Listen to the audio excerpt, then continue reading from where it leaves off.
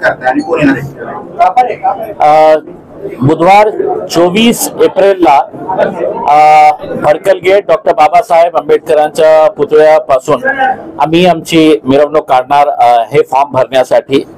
तर भडकल गेट, जुना बाजार, सिटी चौक, गांधी पुतळा होऊन आम्ही कलेक्टर ऑफिसला जाणार आहे। तर सर्व लोकांना विनंती करण्यात येतं की 11 वाजता भडकल गेटवर यावे आणि आम्ही ते फॉर्म भरणार आहे।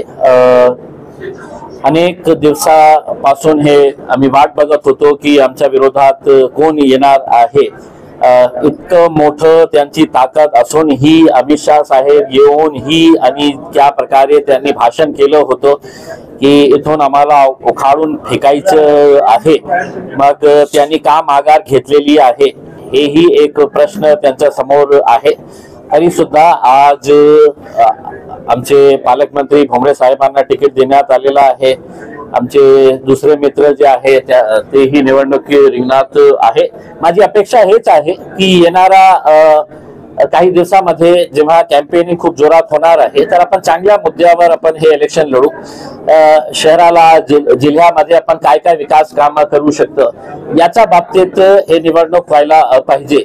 ते दिवस गेलेले आहे जिथे जेव्हा हिंदू मुस्लिम करायचं आणि फक्त जाती धर्माच्या नावावर आपण निवडणूक लढायचं। आणि मी लोकांनाही हे सांगणार आहे की मागच्या 20, 25, 30 वर्षामध्ये आपण एकदाही आपली निवडणूक पाण्यासाठी केली असती, रस्त्यासाठी, चांगल्या हॉस्पिटल, शाळासाठी, रेल्वे कनेक्टिव्हिटीसाठी, एअरलाईन कनेक्टिव्हिटीसाठी आपण निवडणूकचा निर्णय घेतला असता कुणाला मतदान करायचं।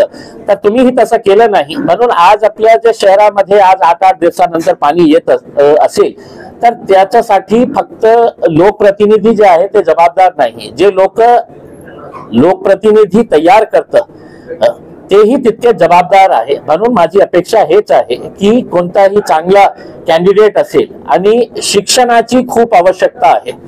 पार्लमेंट ही जागा आहे जिथे शिक्षित लोक पाठवण्याची आवश्यकता आहे, कारण तिथे देशाचे कायदे कानून तयार करण्यात येते।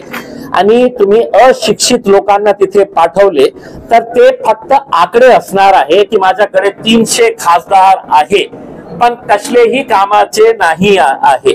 तुम्ही चांगले खासदारांना पाठवायचं असेल तर सगळं प्राथमिकता हे असायला पाहिजे तो किती शिकलेला आहे, ते लोकसभामध्ये बोलू शकतं का, तुमच्या मुद्द्यात ते बोलू शकतं का, ते बघून आपण मतदान करावं आणि जास्तीत जास्त संख्येने लोकांनी बाहेर येऊन मतदान करावं।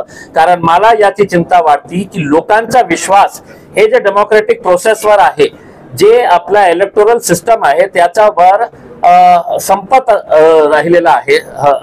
कारण लोकांचा विश्वास लोकप्रतिनिधीवर आता आपल्याला बघायला मिळत आहे कि हर दिन कम होता जा रहा है कि मेरे विश्वास के साथ इसको मत दिया था, ये पैसा लेकर है तो उधर भाग जा रहा है, फिर दूसरे दिन है तो पैसा लेकर या पद लेकर है तो तीसरी पार्टी में चले जा रहा है। तो ये बहुत ही खतरनाक मैं समझता हूँ देश के लिए।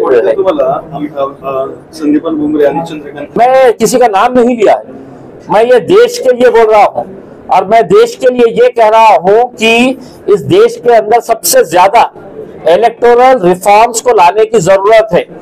नया जब पार्लियामेंट बनेगा, मुख्यमंत्री प्रधानमंत्री जो भी बनेंगे उनसे मैं अनुरोध करना चाहूंगा कि इस देश के अंदर सबसे बड़ी प्राथमिकता जो है वो इलेक्टोरल रिफॉर्म्स लाने की। वरना आज किसी ऑफिस के अंदर चपरासी की नौकरी अगर किसी को चाहिए तो उसको भी 8वीं और 10वीं या 11वीं पास होना लिखा जाता है उसके अंदर की मिनिमम क्वालिफिकेशन। फक्त देशामध्ये हे फील्ड आहे आमची फील्ड की ज्याच्यामध्ये अंगूठा छाप ही असेल तर तो लोकसभामध्ये जाऊन बसू शकतो। तर ते चेंज होण्याची आवश्यकता आहे। कुठेतरी एक मिनिमम क्वालिफिकेशन असायला पाहिजे राजनीतीमध्येही येण्यासाठी, मला हे वाटतं। तुम्ही जेव्हा अर्ज दाखल कराल तेव्हा वरिष्ठ कोण देणार आहे? कोण अर्ज दाखल करायला वरिष्ठ कोण असतील? नाही, आता काय आहे की आम्ही जे 3 सीट्स जे नॅशनल लेवलवर लढत आहे, ओवैसी साहेबांची सभा जे आहे ते किशनगंजला आहे आणि त्यांनी तर आपला फॉर्म भरलेला आहे, पण किशनगंज मध्ये बिहारमध्ये त्यांची सभा असल्यामुळे ते इथे येऊ शकणार नाही आहे। पण नक्की ते मेच्या पहिल्या आठवड्यामध्ये ते इथे येणार आहे आणि त्यांची ही सभा एक होणार आहे। तुम्ही तुमच्या प्रतिस्पर्ध्यांना नेहमी मित्र मित्र म्हणत असता, चंद्रकांत खैरेंना मित्र म्हणतात, चंद्रकांत खैरे तुम्हाला मित्र मानत? मी बघितलेलं आहे त्यांचा असा स्वभाव काय झालेला आहे मला माहित नाही आहे. आणि जेव्हा मी रिफॉर्म्स मानतो ना, त्या रिफॉर्म्स मध्ये हेही असायला पाहिजे की एक IAS IPS ऑफिसर इतकं मोठा इतकं शिक्षण घेतल्यानंतरही 60 वर्षामध्ये किंवा 58 इयर्स मध्ये ते रिटायर होतो.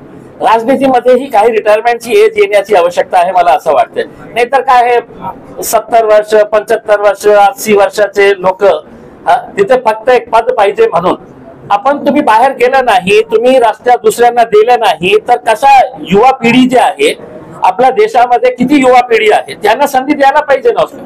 पण त्यांचा विषय अजूनही हिंदू मुसलमान खानपान आहे आणि तुम्ही पाण्याचा मुद्दा घेऊन चाललेला आहे.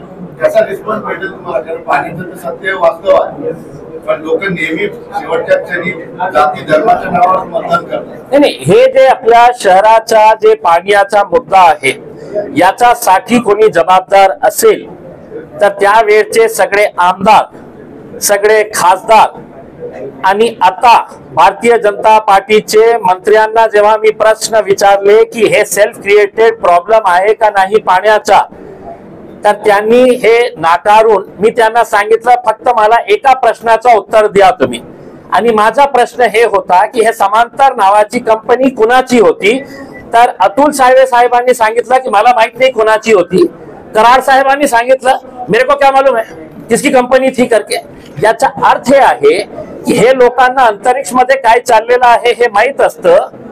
आणि 1600 कोटी रुपयाची कंपनी पाण्याची आपल्या शहरामध्ये आणलं होतं हे याच्या बाबतीत त्यांना माहित नाही, मुझे मालूम नाही. तर हे लोकांना मी सांगतो की हे कंपनी होती भारतीय जनता पार्टीचे राज्यसभाचे मेंबर ऑफ पार्लमेंट सुभाष चंद्रची कंपनी होती. आणि हे सगळे नेते मंडळी त्याच्यामध्ये पार्टनर झाले होते. महानगरपालिकाचे त्यावेळचे काही अधिकारी त्याच्यामध्ये पार्टनर झाले होते.